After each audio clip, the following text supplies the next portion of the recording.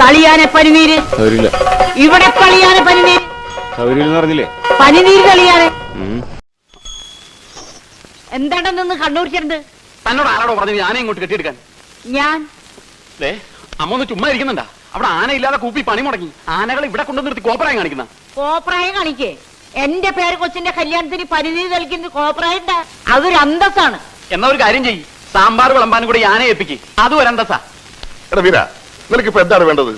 കല്യാണ പന്തലിൽ ആന ഉണ്ടായിരിക്കരുത്, അത്രല്ലേ ഉള്ളൂ. അതിലുള്ള പണി ഞാൻ ചെയ്തിട്ടുണ്ട്. എന്തു പണി? ഓരോ കിലോ പഞ്ഞി വാങ്ങി 2 ആനയുടെയും ചെവിട്ടി കുത്തി കയറ്റിട്ടാ കൊണ്ടുവന്ന് വിട്ടിരിക്കുന്നത്. ഇനി വെടി പൊട്ടിയാലും ആനയ്ക്ക് കേൾക്കില്ല. എങ്ങനെയുണ്ട് ഐഡിയ? കൊള്ളാം കൊള്ളാം കൊള്ളാം. ആനയുടെ ചവിട്ടില് മാത്രമല്ല, നിന്റെ അമ്മയുടെ ചവിട്ടിലും വെക്കണ പഞ്ഞി.